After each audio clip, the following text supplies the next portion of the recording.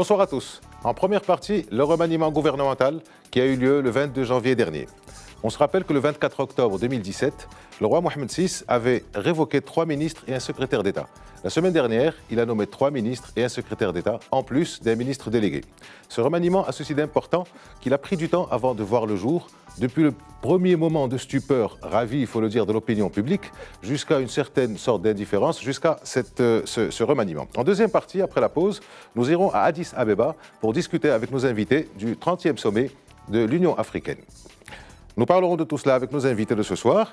Naïm Kamal, directeur et fondateur du site quid.ma, Hamid Ammouri, professeur de sciences politiques à l'université Mohamed V de Rabat, et Hassan Alaoui, directeur du mensuel Maroc Diplomatique et du site d'information générale marocdiplomatique.net. Merci messieurs d'avoir répondu à notre invitation. Ils étaient donc 6 au départ à former la majorité gouvernementale et à l'arrivée, ils sont toujours 6. Plus important encore que ces 6 partis sont les mêmes, alors qu'on avait avancé les scénarios les plus incertains. Alors l'équilibre politique a-t-il pris le pas sur les compétences? Les profils choisis pour chaque département sont-ils adéquats? Qui sort gagnant? Qui ne l'est pas au sein des partis formant la majorité? Autant de questions que nous essaierons de décrypter, auxquelles nous essaierons de répondre avec les invités. Hamid Ammouri, nous commençons par vous. Il s'appelle donc Abdelahad El-Fassi au logement et à l'urbanisme, Anas Toukali à la santé, Saïd Mzazi à la tête du grand pôle de l'éducation nationale et de l'enseignement et Mohamed Gharras à la formation professionnelle. Ils sont les 4 nouveaux membres du gouvernement ayant une couleur politique. Selon vous, ont-ils les profils qu'il faut pour les fonctions auxquelles ils ont été nommés? C'est Aziz, il est difficile de répondre directement à cette question parce que quels critères on va retenir pour dire s'ils ont les profils ou pas. En tout cas, les compétences de ces personnes, les compétences personnelles sont avérées dans la mesure où ils sont surdiplômés, ils ont occupé des postes de très grande importance, présidence d'université, patron de l'ANAPEC et ainsi de suite. Donc là, il n'y a aucun souci. En fait, pour apprécier la compétence de ces personnes, il faut attendre la fin de leur mission. Quoique, il n'est pas toujours évident d'apprécier la compétence d'un ministre à l'intérieur d'un gouvernement, parce que ces ministres, leur champ et leur activité est relativement restreinte dans la mesure où ils reçoivent leur mission selon l'article 93 de la Constitution du chef du gouvernement. Ils ont à rendre compte au Conseil du gouvernement.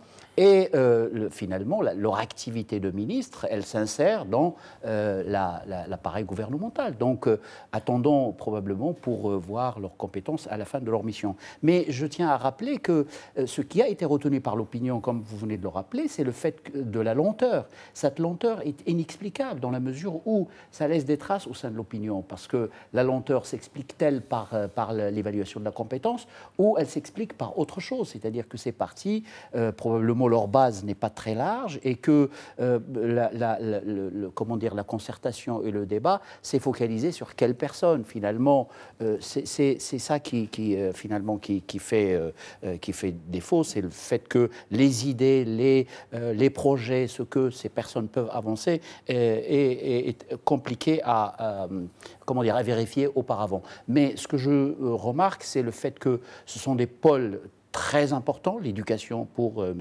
Mzazi, la santé pour Doukali, et ainsi de suite. Ce sont des pôles majeurs dans lesquels il y a à fournir un effort considérable en articulation avec les autres ministères pour faire avancer les choses. C'est quand même des missions très ardues auxquelles ils ont à faire face. Je leur souhaite bon courage. On peut considérer que, puisqu'ils sont tous titulaires de doctorat, ce qui veut quand même dire quelque chose, et qu'ils ont occupé de hautes fonctions, on peut leur accorder le bénéfice du doute. Naïm Kamal, si le PPS regorge de cadres, de valeurs, on les connaît. On a l'impression que le MP a quand même le mouvement populaire a quand même un peu peiné à trouver des profils de ministrables, comme on dit. Est-ce que vous avez aussi ce sentiment? Non. Non, Pourquoi? C'est pas ce. D'abord, est-ce que le PPS regorge de cadres? Je pense, oui. Du moins, c'est ce qu'a dit Nabil Ben Abdallah, le secrétaire général. Oui, mais on a. On ne peut pas dire le contraire. Non, c'est-à-dire, ce n'est pas le problème. Le problème, c'est qu'il y a un turnover au sein du PPS et auquel chacun tient, et il y avait des gens qui voulaient revenir et des gens qui ne voulaient pas revenir, et donc ça posait problème. Maintenant que le mouvement populaire ne regorge pas de cadres. Si on voit les profils théoriques des cadres qu'il a placés, ils sont bons. Saïd Mzazi, il est relativement jeune. Et il a été doyen de faculté, la faculté des sciences. Il a été président de l'université. Il lui reste à faire ses preuves. Mais j'ajouterais à ce qui vient d'être dit auparavant, que s'ils ne répondent pas aux critères, que s'ils s'avèrent inefficaces, maintenant, on a pris l'habitude. On les débarque. À terme. Si à terme, on n'arrive pas, on trouve que les profils ne correspondent pas ou qu'un autre profil de ceux qui sont au gouvernement, quoique ça deviendrait une forme de stabilité. Mais la solution, c'est que quand quelqu'un ne répond pas à ses charges, à sa mission, il faut mettre un terme ou essayer de le soutenir, de l'aider à remplir au mieux sa mission. Maintenant, je n'ai pas non plus l'impression que le retard qu'a pris le gouvernement, le remplacement des ministres qui ont été déchus de leurs fonctions, parce que déchus, c'est le terme, ils n'ont même pas été débarqués. Ils ont été assez brutalement révoqués pour les défaillances dans la réalisation de Manarat al-Moudaw, c'est impossible, on le sait. Dès qu'on est une majorité multipartite, c'est toujours comme ça. On le voit, on a beaucoup péroré sur le temps qu'avait mis Abdelillah Ben Kiran et après lui l'Adjani pour constituer le gouvernement, 6 mois à peu près en tout. On le voit en Allemagne, dès qu'un parti n'a pas la majorité, ça fait 4 mois que Angela Merkel peine à former un gouvernement et on doit attendre encore elle aussi, elle est en blocage. un cinquième mois. Donc, dès qu'on a une majorité composite, bien sûr qu'on rencontre ce nombre de problèmes. D'abord, le problème il faut que les profils, chaque fois qu'on offre un profil, il peut être rejeté pour une raison ou une autre. Vous savez, la procédure est très longue. La procédure est très longue, il y a les enquêtes, il faut vérifier les compétences de chacun pour qu'il n'y ait pas d'erreur possible, au maximum possible, et qu'il n'y ait pas d'erreur de casting. Donc, et puis il y a eu une certaine aussi appréhension au niveau des candidats, parce que là ils ont compris que c'était plus vraiment une sinécure. À l'intérieur même des partis, il y a la course interne. Pourquoi lui, pourquoi pas moi? Il y a les candidats. Et que les candidats qui doivent être adoubés, soit par la direction, soit par la base, soit par le comité central ou le conseil national. Donc tout ça, ça fait une complication. Je ne crois pas que le MP ait peiné un peu plus que les autres partis à offrir les profils nécessaires. Alors, Hassan Alaoui, les nouveaux ministres sont tous issus de la haute fonction publique, comme on disait tout à l'heure, à l'exception de Mohsin Jazoulet, dont on parlera dans un instant. Est-ce qu'on peut considérer ça comme un atout du fait de la connaissance des dossiers et des rouages de l'administration, ou alors comme une faiblesse suite au très rude constat qu'a fait le roi Mohamed VI sur la fonction publique? Comment vous voyez ça? Moi, si vous permettez, je vais être bref. Il faut partir du départ de cette histoire. C'est-à-dire qu'en fait, il y a une crise politique, une crise institutionnelle des partis politiques au Maroc, et ça, on le sait depuis toujours. Tant et si bien qu'en fait, les partis n'ont pas le choix que d'opter vers ce qu'on appelle les compétences, n'est-ce pas? Ils ont pris les compétences et non l'appartenance, bien sûr. Et les compétences, ce n'est pas facile à trouver au sein des partis. Donc, il y a urgence pour constituer un gouvernement. Vous n'êtes pas tout à fait d'accord avec ce que disait Naïm sur les compétences? Il y a urgence aussi... Non, je suis d'accord, je rebondis un petit peu sur ce qu'il a dit.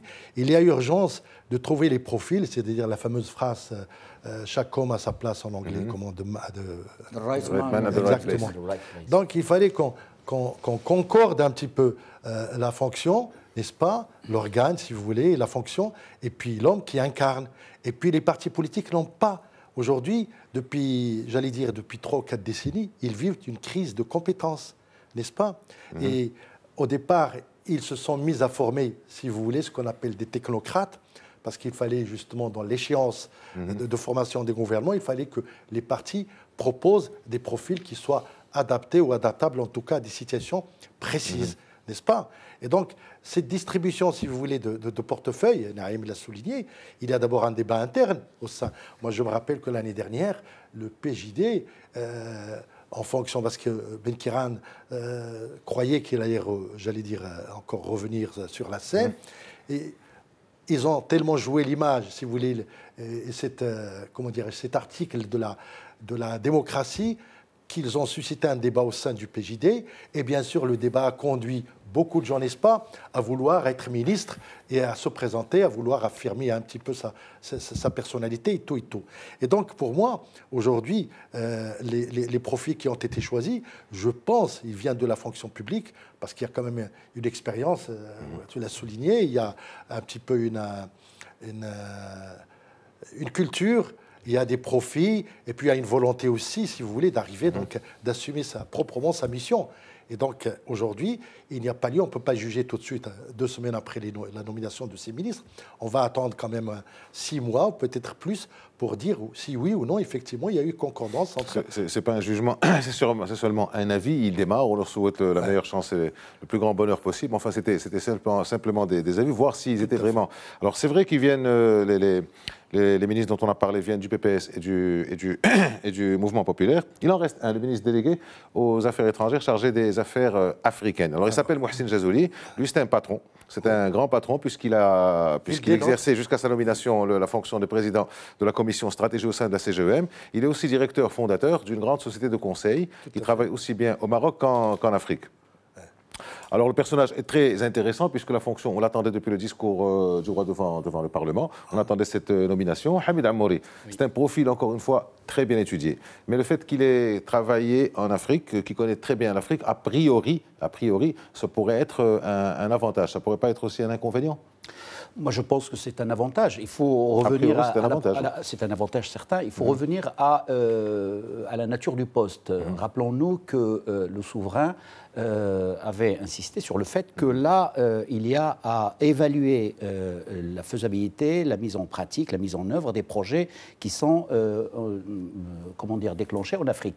Donc là, je pense que le choix de cet homme qui est apolitique, d'autant plus que c'est un choix pour un poste de souveraineté, c'est-à-dire le ministère des Affaires étrangères, je pense que là, c'est la dimension économique qui est visée, c'est-à-dire que les projets doivent être suivis de très près, évalués, quel dysfonctionnement il y a, auquel cas il faut répondre rapidement. Donc là, la tâche aux politiques n'y est pas.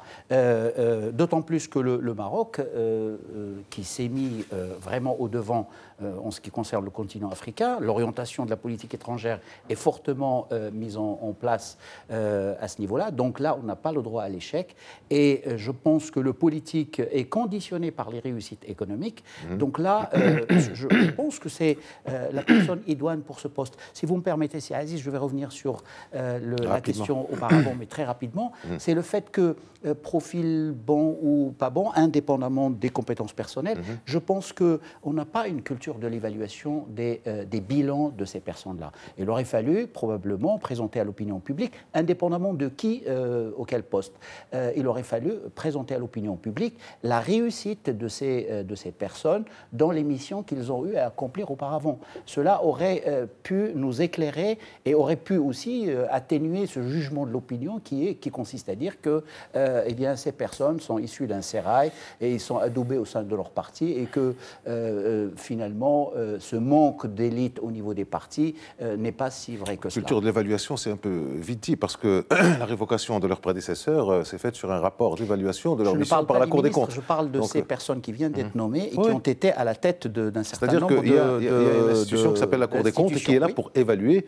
d'une manière tout à fait exhaustive et tout à fait objective. C'est ce qui a été fait, c'est ce qui a valu d'ailleurs à leurs prédécesseurs de perdre leur poste. Espérons que c'est un bon démarrage. Vous parlez de l'économie.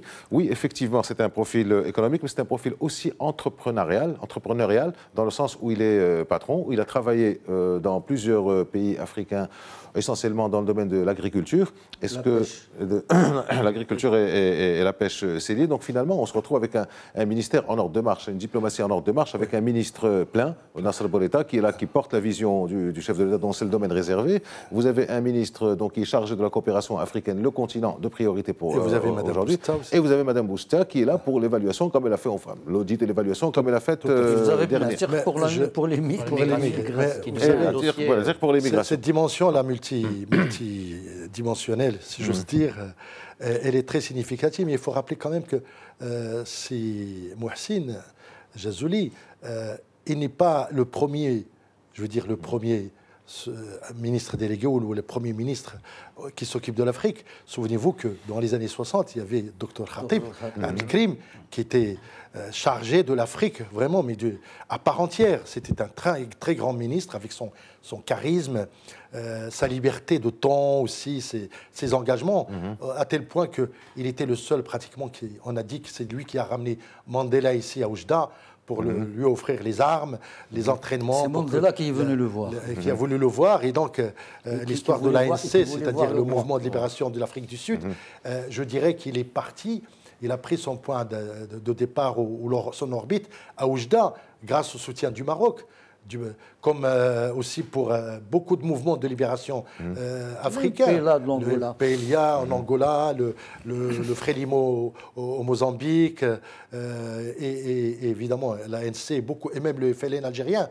Tous ces mouvements de libération nationale. C'est pas même surtout le FLN algérien. Le FLN, j'y arrive. On va y arriver tout à l'heure. Même M. Chissano, qui aujourd'hui veut mélanger les cartes et brouiller les pistes par rapport à cette situation, si vous voulez, est-ce que l'Afrique, l'UA, doit s'emparer du problème du Sahara. Même lui, Chissano, habitait, je le rappelle solennellement, il a habité pendant des années à l'hôtel Balima à Rabat. Il recevait de l'argent de feu Hassan II.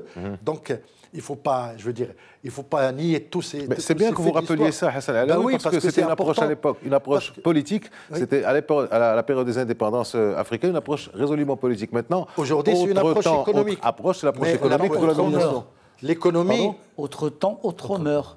L'économie, autres hommes, comme on dit. C'est pour ça que je sais bien dire l'approche, c'était volontaire. Sa Majesté a dit autres hommes aussi, dans chaque époque, évidemment. Mais il faut quand même, ce background, il faut le rappeler parce qu'il est important. À l'époque, c'était la dimension politique. Aujourd'hui, c'est la dimension économique. Mais l'économie, aujourd'hui, fonde la politique. Alors, en politique, puisque vous parlez de politique, justement, Naïm Kamal, lui, il est CGM, il n'a jamais fait de politique, mais il était membre important de la direction de la Confédération Générale des Entreprises, le patronat marocain. Or, la CGM dispose d'un groupe à la Chambre des conseillers. Est-ce qu'on peut considérer que c'est un gouvernement à 7, finalement? Non. Parce qu'il y a un groupe qui est particulièrement actif. Oui, ça, il est considéré comme un syndicat. Et vous savez, la nature de la deuxième chambre fait que ce sont les intérêts locaux, régionaux et professionnels qui sont représentés. Donc, c'est par cette logique-là que la CGM se trouve au sein de la deuxième chambre avec une représentation parlementaire au niveau des conseillers, pas au niveau des députés. Les entrepreneurs ne manquent pas au sein de ce gouvernement. Et on a beaucoup qui sont venus du privé. Ça ne veut pas dire pour autant que c'est le patronat qui va dominer le gouvernement. Ils vont apporter leur savoir-faire, leur expertise, leur façon de fructifier le bien commun. C'est tant mieux, mais ça ne veut pas dire que nous sommes dans une logique apolitique. Et moi, je suis contre cette appellation. Tout le monde est politique. Même un technocrate est un politique. De toute manière, dans ce gouvernement, il y a aussi bien des patrons que des syndicalistes. Il est apartisan dans ce sens où il n'appartient pas à un parti politique. Alors, pour revenir, on a bien compris, pour revenir à cette considération, à cette composante politique, Hamid Amouri, est-ce qu'on peut considérer que dans ce remaniement, qui a quand même pris du temps, 3 mois à peu près, est-ce qu'il y a un perdant ou est-ce qu'il y a un gagnant et est-ce qu'on peut penser comme ça? Ou alors c'est une simple continuité. Je pense il y a eu des négociations. Je ne pense pas qu'il faille raisonner en perdant et en gagnant. Je crois que ce qui a gagné, c'est la stabilité. Somme toute. Et probablement, pour extrapoler sur cette question-là, c'est probablement le PJD qui, si vous voulez que je dise cela, qui est gagnant. Non, oui, d'accord. Mais je ne veux rien, je vous pose la question. Je vous réponds. Je pense que le PJD, en maintenant la cohérence gouvernementale et en optant pour le remplacement plus que pour le remaniement, je pense qu'il est gagné. Et c'est l'intérêt public. c'est l'intérêt public avant tout qui est gagnant. Maintenant, pour revenir en articulation avec ce qui vient d'être dit, c'est-à-dire la politique, y a-t-il du politique ou pas, je pense qu'il y a un curseur quand même d'appréciation du politique. Il y a une faiblesse du politique dans la mesure où il n'y a pas un engagement très fort et dans la mesure où il semblerait qu'il n'y a pas de cohérence aussi explicite que cela au sein de ce gouvernement. Ils ont eu beaucoup de mal à se mettre d'accord sur la charte gouvernementale. Ceci est une faiblesse quand même du gouvernement. Et cette faiblesse du gouvernement, c'est une faiblesse du politique. Maintenant, en gagnant, en perdant, moi je mesurerai cela, je l'évaluerai en fonction des réponses qu'il faille apporter aux populations. Les problèmes sont endémiques dans un certain nombre de régions, dans un certain nombre de secteurs, et c'est à cela que le gouvernement doit s'atteler avec force et courage. Et jusqu'à preuve du contraire, aujourd'hui, on n'est pas à ce niveau-là. Naïm, on va faire un peu de prospective. Je sais que vous n'avez pas trop parlé de l'avenir, mais enfin bon, on peut aussi en parler, voir ce qui peut nous réserver. Voilà. Le remaniement a été fait, les élections à la tête des partis sont passées. Nous sommes remplacement. Donc, nous avons un gouvernement qui est parti pour jusqu'en 2021. Mais en principe. Alors, il y a des partis qui sont chacun selon ses configurations internes en position de force ou en position de faiblesse. Est-ce que vous pensez que ce parti, justement, que ce gouvernement, justement, pourrait se maintenir? La configuration politique, comment vous la voyez maintenant, que ça a été fait, que tout a été fait? On est sorti du blocage, on a remplacé les têtes de parti, on a procédé à ce remaniement, les choses sont en marche. Est-ce que vous pensez que c'est bien parti maintenant? Ou alors on va continuer encore à nous tirer dans les pattes? Écoute, là, il faudrait être Madame Soleil pour aller voir ce que non, restez juste Naïm Kamal et répondre non, à ça. je vais répondre. Non, mais il faut prendre les choses par le bon bout. Le gouvernement est en principe fait pour une mandature, pour une législature. Il doit l'achever. C'est le bon fonctionnement des institutions qui en dépend.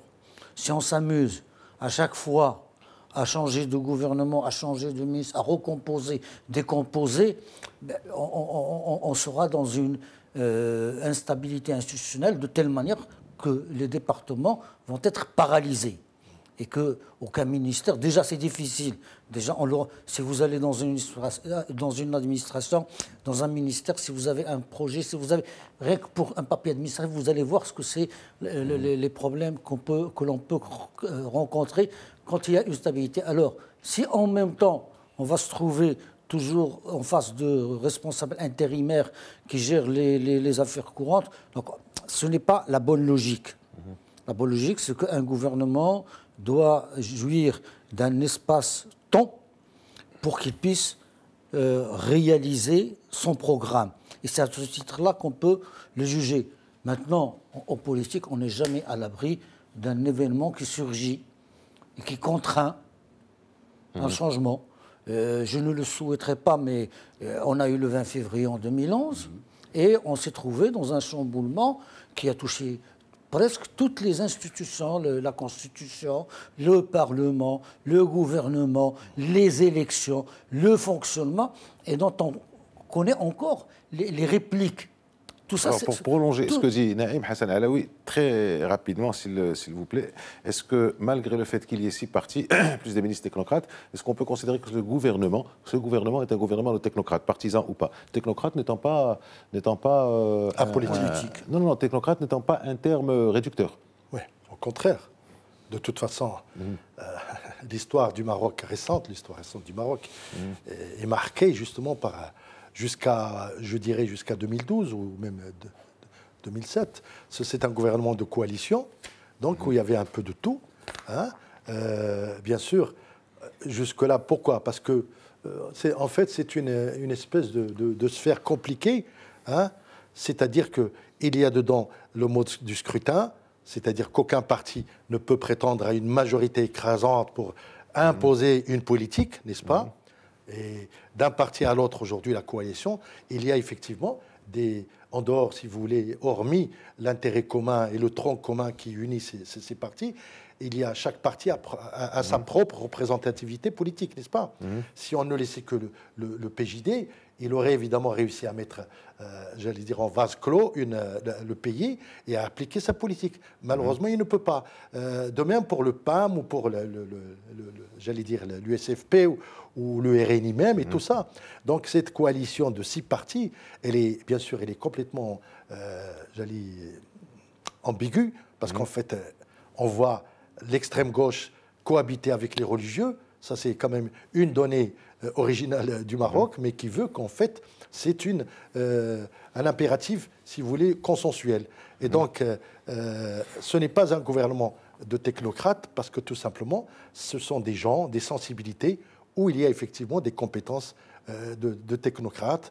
Il y a les universitaires, il y a les hommes politiques, il y a les sensibilités différentes religieuses, parce qu'au sein du PJD, il y a quand même des technocrates comme Bah et le reste. Il y a des idéologues comme le ministre de la Justice ou autres. Et donc, tout ça, aujourd'hui, c'est un impératif de consensus, n'est-ce pas, qui nécessite tout simplement que les choses marchent sous la gouvernance d'un chef de gouvernement qui s'appelle donc, qui est lui-même médecin, n'est-ce pas, et qui, en fait, applique la politique de petits pas, n'est-ce pas, contrairement à son prédécesseur qui était hallucinant dans sa façon de gouverner. Merci, messieurs. Le temps court. Nous en sommes déjà à la fin de notre première partie. Nous nous retrouverons après quelques instants de pause.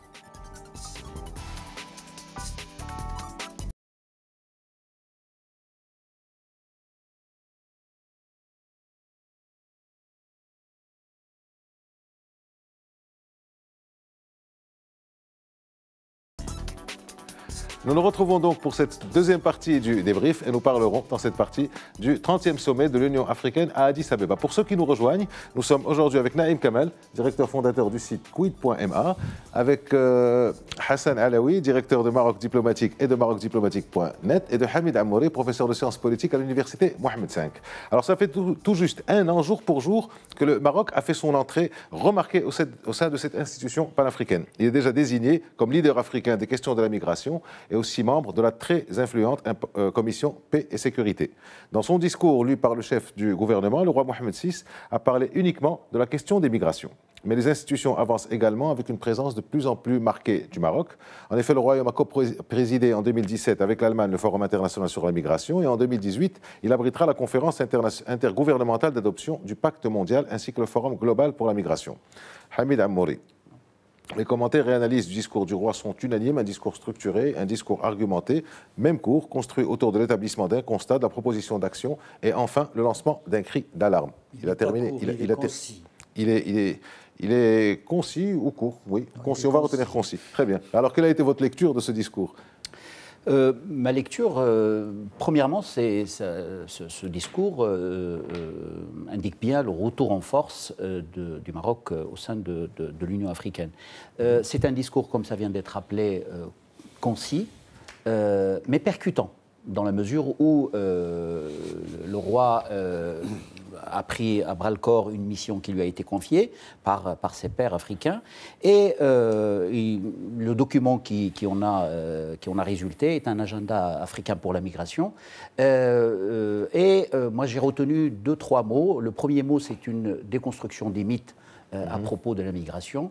C'est une déconstruction en bon et due forme. C'est un message adressé à toutes les entités possibles, d'abord à l'Europe, pour dire que la migration n'est pas néfaste, la migration n'est pas une déferlante de hordes de personnes, qu'elle est bienfaitrice pour les sociétés d'accueil et que c'est un phénomène mondial et tout à fait naturel. Ça, c'est la première des choses. La deuxième des choses, c'est que c'est un message qui s'adresse à la nation. Il est implicite, on ne le lit pas, mais il est adressé à la nation. C'est-à-dire qu'il faut un bon traitement pour ceux qui viennent chez nous, il faut un accueil favorable, et ça constitue un des éléments de notre politique étrangère. Et c'est en même temps un message très très fort à la communauté africaine, dans la mesure où il indique que les États doivent prendre à bras-le-corps cette question et il doit y avoir un travail de concertation au niveau de l'ensemble de l'Afrique. C'est-à-dire que la migration, pour résumer, est une chance pour l'Afrique plus qu'un quelconque problème. Et puis le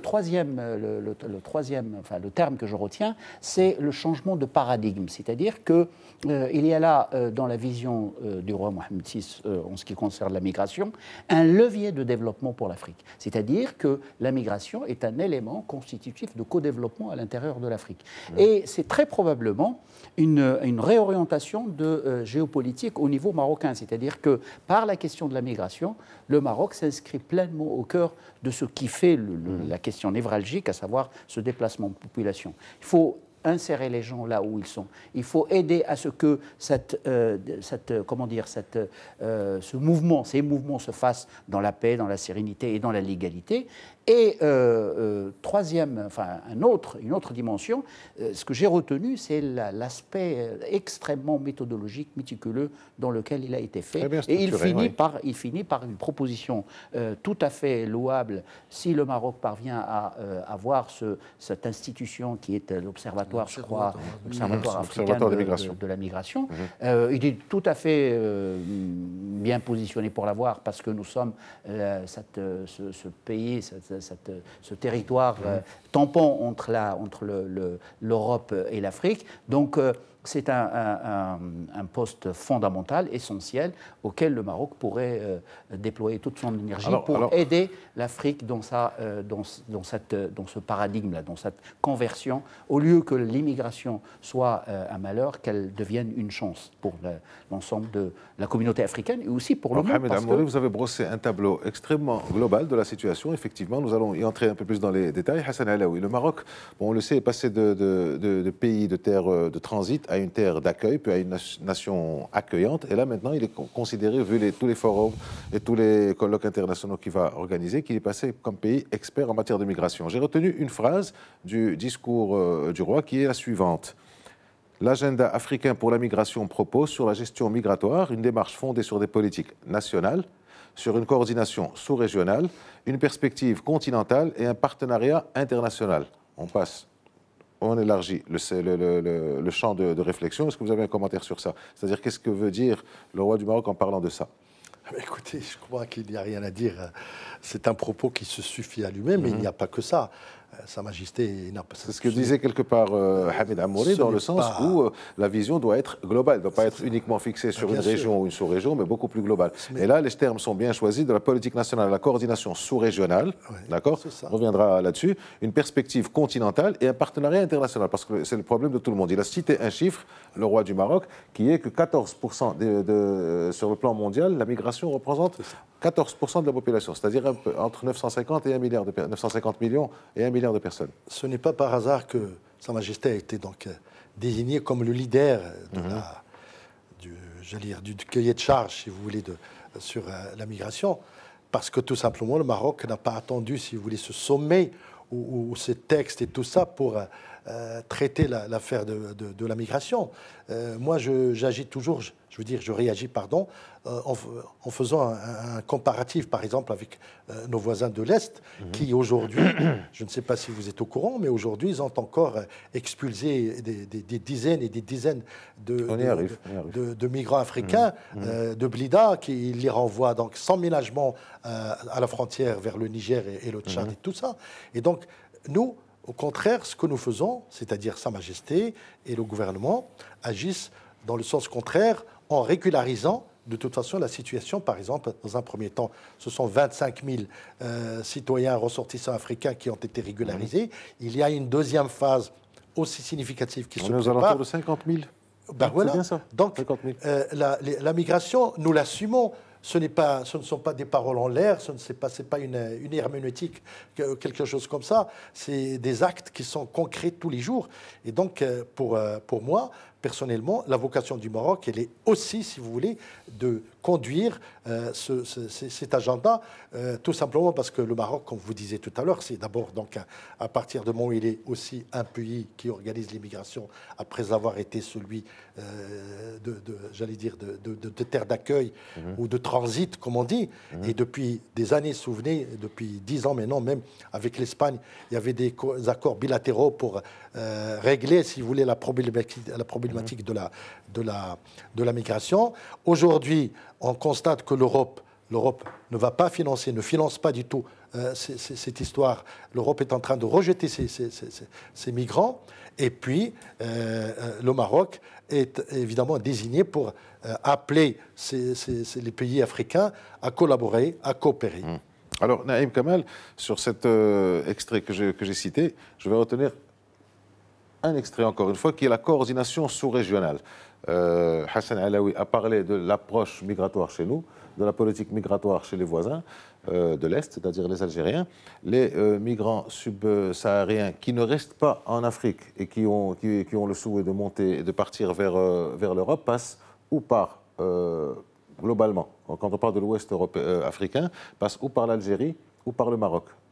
Il y a encore une différence d'approche entre les deux pays. Par la Libye. Par la Libye. Non, je parle de l'Afrique côté ouest. Parce qu'il y a la Tunisie, il y a la Libye, il y a aussi une partie de l'Égypte. L'Algérie n'est pas tellement une terre de transition. Elle est globalement soit dirigée vers le Maroc. Elle est en transition, mais elle est en transition. Non, mais c'est-à-dire pas pour l'Europe directement, ou par la Libye qui vont vers Lampedusa. Et donc, il est dans ce genre. Mais pour revenir à la question, moi, ce que je voudrais préciser ou rappeler, dans toute l'histoire des 60 dernières années, entre le Maroc et l'Algérie, il suffit que le Maroc dise blanc pour que l'Algérie dise noir. Donc ça, c'est devenu, comment dirais-je, un tropisme. Prendre le contre-pied systématique. Sans argument. Et sur ce sujet particulièrement, vous savez, le Maroc, on l'a dit, a été un pays de transition, puis petit à petit s'est transformé en terre d'accueil. Alors, il y avait deux positions possibles. Ou dire, moi je ne peux pas, parce que nous-mêmes, nous exportons nos propres migrants. Nous avons des Marocains aussi qui cargent de l'autre côté. Donc, comment un pays qui lui-même a un potentiel de migrants peut-il se transformer en pays d'accueil? Et pourtant... C'est ce qui donne l'expertise au Maroc. Voilà. Et pourtant, c'est ce que le roi, ce que le gouvernement, ce que la société civile marocaine également, les ONG, ont agi dans ce secteur pour porter une réflexion sur cette situation. Et il y avait deux attitudes possibles, pas trois. L'attitude répressive, c'est celle que applique l'Alger. On prend des camions. Il y avait une époque où, je ne sais pas si ça dure encore, où les Algériens prenaient les immigrés à la frontière sud et les déversaient sur le Maroc. À la frontière est de l'Algérie. Prenez des camions de l'armée algérienne. Et donc, c'est ce qui s'est passé l'année dernière pour une cinquantaine de familles de Syriens. Oui, par convoi, on envoyait. Donc, le Maroc a dit, bon, ça c'est un état de fait, parce qu'aujourd'hui, on ne parle plus d'immigration. On parle de migration. Ce n'est plus un phénomène d'individus qui vont aller chercher le travail. C'est un phénomène de flux qui va vers changement de terre, changement d'espace, changement de climat. Ce sont des familles entières qui se déplacent. Ce n'est plus un membre d'une famille qui va aller chercher du travail, puis on va envoyer de l'argent à sa famille. Non, nous sommes face à un phénomène de migration. Et à partir de là, il fallait prendre, alors, comme je l'ai dit, deux optiques. Ou dire, bon, réfléchir à un moyen de, comme ça a été dit dans le message royal à l'Union africaine, une démarche inclusive, une démarche qui est respectueuse des droits, mais également du droit.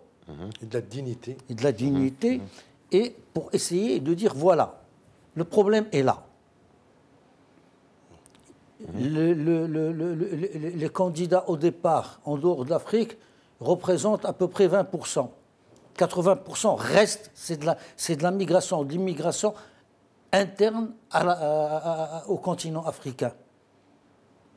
Alors il va falloir résoudre ce problème. Il va falloir en faire un atout. C'est-à-dire que l'agenda qui a été proposé au sommet de l'Union africaine n'est pas né de la réunion de Schiras et de la réunion ministérielle qui s'en est suivie. C'est quand même curieux que personne n'ait rien dit sur le traitement des migrants subsahariens. Non, des migrants subsahariens en Algérie qui sont. Vous avez parlé de rafles. C'est ce qui se passe actuellement avec des milliers de jeunes qui sont raflés, puisqu'il faut citer le terme, et qui sont conduits à la frontière avec le Niger, c'est en plein désert. Ça a été dit, mais vous savez la situation.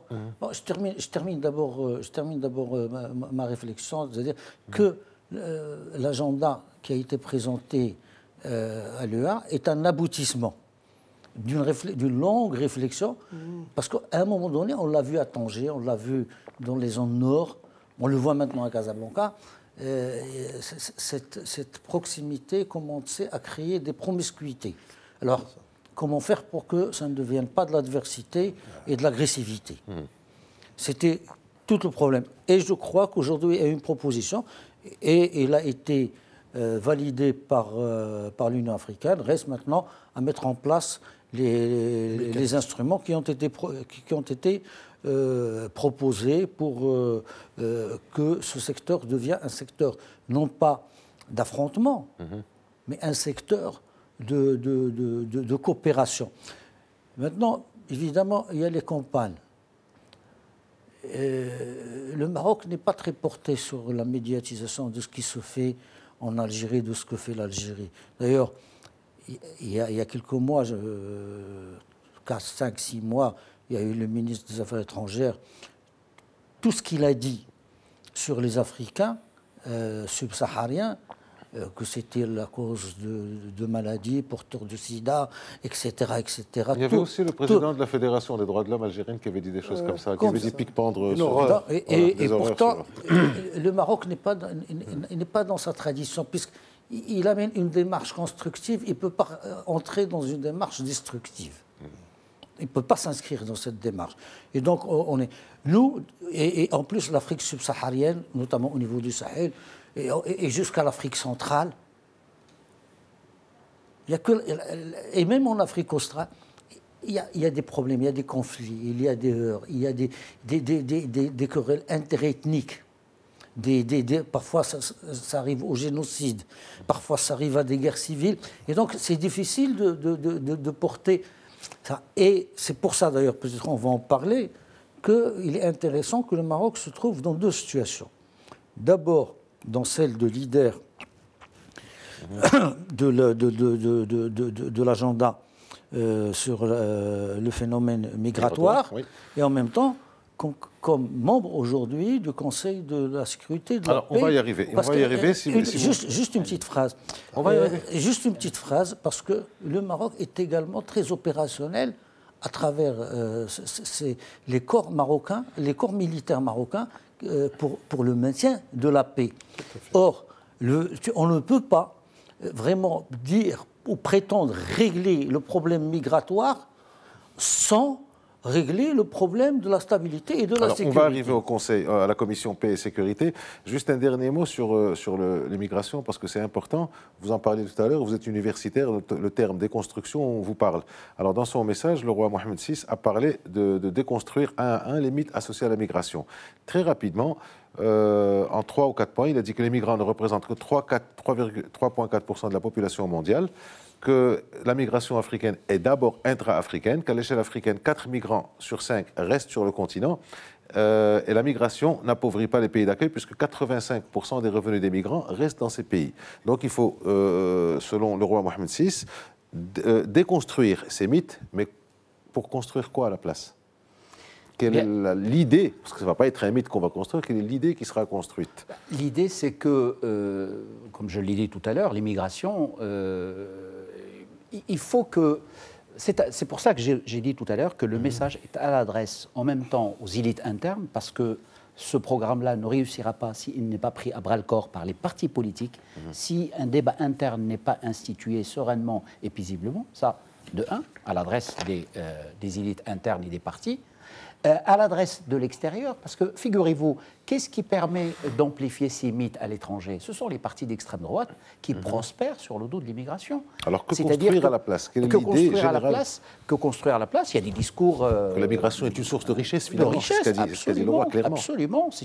L'être humain, quand il envisage d'émigrer, c'est qu'il ne peut pas vivre là où il est, soit pour des raisons de guerre, comme vous l'avez cité, soit pour des raisons socio-économiques, soit pour des raisons d'environnement. Ce sont les causes fondamentales qui incitent les uns et les autres à Donc migrer. c'est les trois axes sur lesquels il faut travailler. Fondamentalement. C'est-à-dire que l'une des questions fondamentales ici dans le message royal, c'est le co-développement. C'est-à-dire que quelqu'un, et là, l'appel est lancé pour l'imagination, la créativité, un discours politique apaisé et serein. C'est-à-dire que il faut d'abord travailler à des solutions locales, c'est-à-dire qu'est-ce qui permettrait de retenir des populations en place. Alors, les jeunes, il faut de la formation. Il faut des emplois, il faut de l'agriculture qui permette paisiblement d'inscrire les gens dans leur territoire.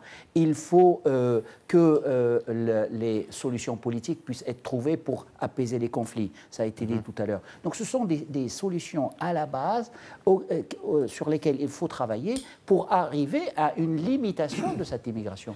Il y a aussi la possibilité, ça a été, je dirais, les expériences sont multiples au sein de l'Europe, des expériences de co-développement. C'est-à-dire quoi le co-développement? Qu'un immigré qui est quelque part là-bas et qui a des possibilités de communiquer avec son village, avec sa communauté villageoise, de permettre à ce que les jeunes puissent rester. Nous avons ce problème même au niveau interne, c'est-à-dire l'immigration des jeunes, comment dire, de l'urbain vers du rural vers l'urbain. Ce sont des problèmes d'inventivité, de solutions sur des territoires pour inscrire les populations sur place et permettre à ce que, lorsque des immigrés s'enrichissent à l'extérieur, puissent aider des populations. Alors, vous deux, vous avez parlé, vous et Naïm Kamal, vous avez parlé des guerres, de l'instabilité, du climat d'insécurité qu'il y a. Et Naïm, vous parliez tout à l'heure, je vous disais qu'on allait y arriver, de la commission paix et sécurité à laquelle le Maroc a été élu vendredi dernier par 39 voix. 39 voix sur 55 membres. 54 membres de l'Union. Le 55e pour nous n'existe pas. Très bien, donc ça fait 39, très bien, excellente remarque, je la retiens, parce qu'elle est juste. Donc 39 sur 54. Et les Algériens ont quand même dit qu'on avait été très mal élu, que le Maroc avait été très mal élu.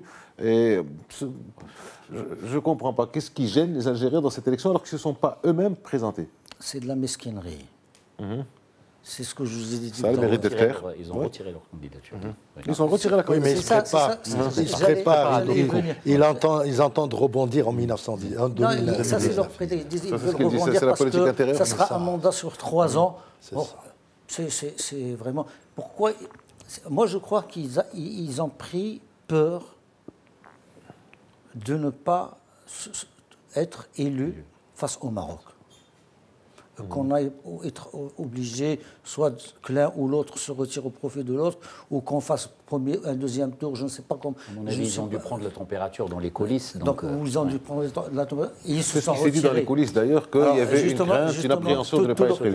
Tout leur problème maintenant, c'est que comment se fait-il que le Maroc est le plus légitime pour être, je l'ai dit tout à l'heure, pour être dans ce conseil. Au sein de l'ONU, il est l'un des plus grands apports en soldats de la paix.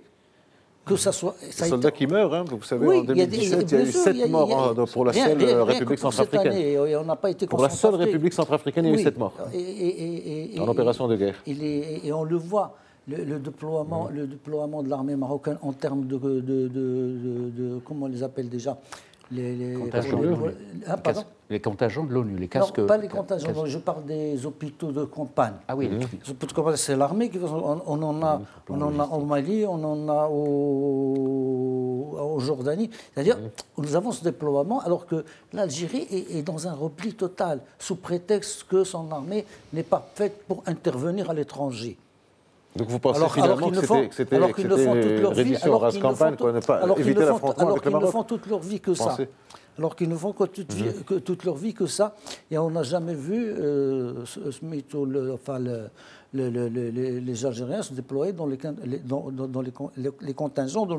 C'est cette présence marocaine, que ce soit au niveau de logistique ou de la migration ou des hommes, qui a légitimé, et les Africains le savent, la candidature du Maroc.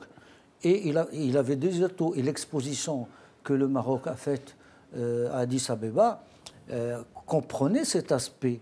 Il faut vraiment prêter une grande attention au discours royal, adressé donc au 30e sommet, parce que tout simplement, il y a ce qu'on appelle les canevas de solutions par rapport à tout. Parce que l'immigration, en fait, ou la migration, c'est le résultat, si vous voulez, des conflits, du mauvais climat, n'est-ce pas, des crises intestines et des conflits interethniques, n'est-ce pas? Tout ça, si vous voulez, c'est le prétexte pour pousser les gens à quitter les territoires et tout et tout.